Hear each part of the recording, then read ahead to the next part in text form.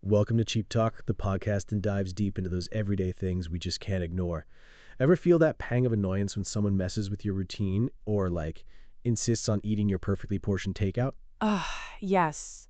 Or when someone corrects your grammar in the group chat and suddenly everyone's walking on eggshells, it's the worst. Can we just live? Exactly. Today we're talking about order sensitivity. It's this fascinating thing where some people more than others, really need things a certain way. It's not just about being tidy, it's deeper. Oh? Deeper how? My desk has to be just so, or I can't focus, but that's just me being me, right? Well, yeah, it could be. This article we're discussing talks about how everyone has a sense of order, but some folks are just extra sensitive to it. It's called, get this, an order sensitivity period. Apparently, it starts in childhood. Whoa, really? So, toddlers throwing tantrums because their sippy cup is the wrong color? That's order sensitivity? Apparently, it's like they have this ingrained need for things to be just so. Think, bedtime stories only in a specific chair, toys arranged perfectly. And if it's disrupted, cue the meltdown. Makes sense, actually. I remember my little sister having a fit if her stuffed animals weren't lined up in the right order. We thought she was just being difficult. Right? The article mentions how this sensitivity can carry over into adulthood. It manifests in different ways, like needing a clean space to work, following strict routines, or even adhering to social norms really rigidly. It even mentions needing visual order, like your keyboard has to be parallel to your desk. Oh my gosh, yes. The keyboard thing, I thought I was the only one. It bothers me when it's even slightly off center. So what's the deal? Why are some people like this? Well, the article suggests it's about control and a sense of security. When things are in order, it's predictable, right? It makes us feel safe. But when that order is disrupted, it can trigger anxiety, stress, even a sense of, impending doom. It mentions something called cognitive closure, which is basically our brain needing a definite answer. So it's not just about being controlling, it's about managing anxiety? Yeah, exactly. It's like our brains prefer a world where we know what to expect. Order gives us that. It lowers our cognitive load, the mental effort we put into making decisions. That makes total sense. I get decision fatigue all the time. Maybe that's why I crave order, so I don't have to think so much about the little things? Could be. The article also mentions Steve Jobs, always wearing the same outfit. It was about minimizing decisions, freeing up mental space for more important stuff. Plus, a sense of order can help us think more logically, apparently. Okay, so order sensitivity can be a good thing. I always thought it was just a quirk. Definitely has its upsides.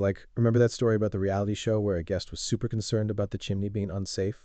Everyone thought he was overreacting, but later, a tragic incident on a similar show highlighted the importance of those safety precautions. It shows how attention to detail, part of order sensitivity, can literally save lives. Wow.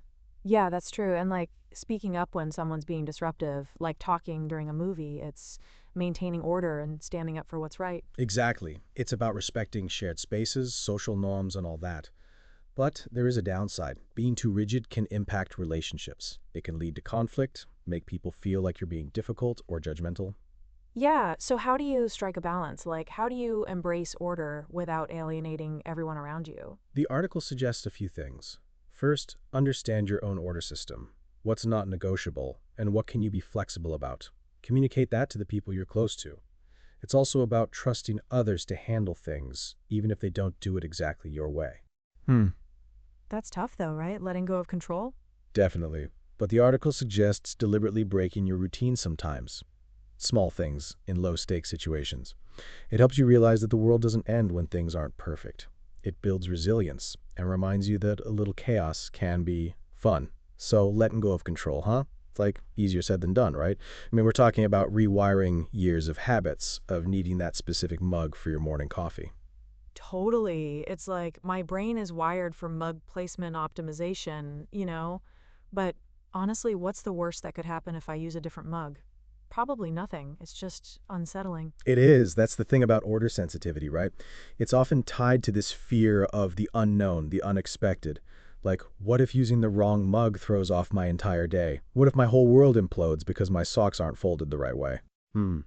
It sounds ridiculous when you say it out loud, but that's the anxiety talking, right? The article mentions how this ties into cognitive closure, our brains craving those definitive answers. It's like needing to put a period at the end of every sentence, even if it's just in your head. Precisely.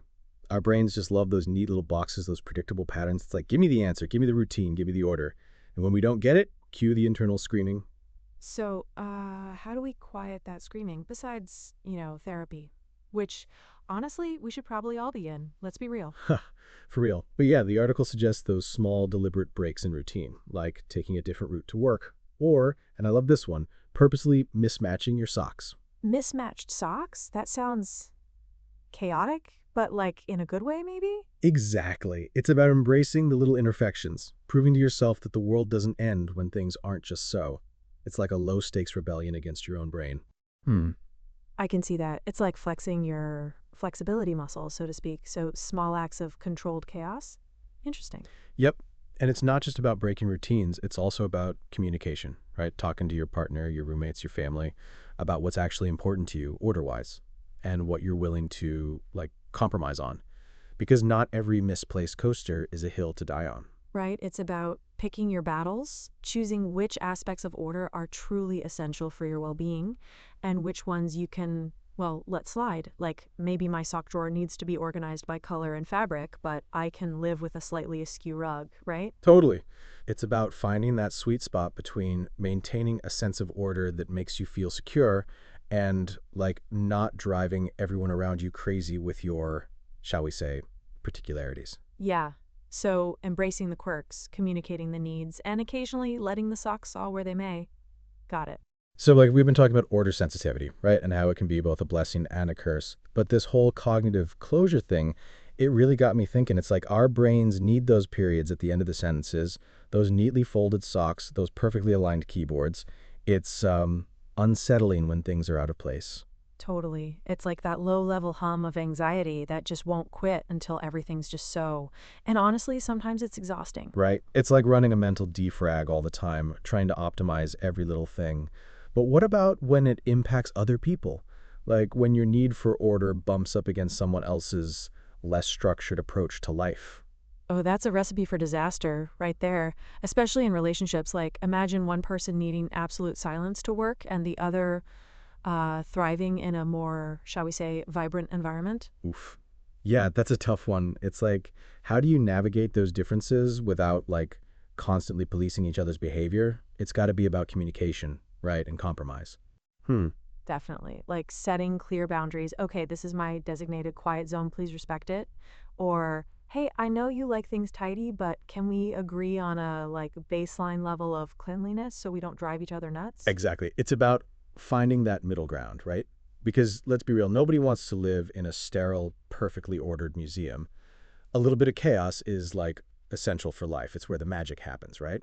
Totally. It's like the perfectly arranged spice rack versus the experiential spice rack where things might be a little jumbled, but you always find that unexpected flavor combination that just works, you know? Oh, absolutely. It's about embracing the unexpected, the unplanned, the slightly askew, and maybe, just maybe, finding a little beauty in the imperfections. I like that. Finding beauty in the imperfections, it's like a little wabi sabi for the soul, right? Embracing the perfectly imperfect. Yes. And recognizing that sometimes those imperfections are what make life interesting.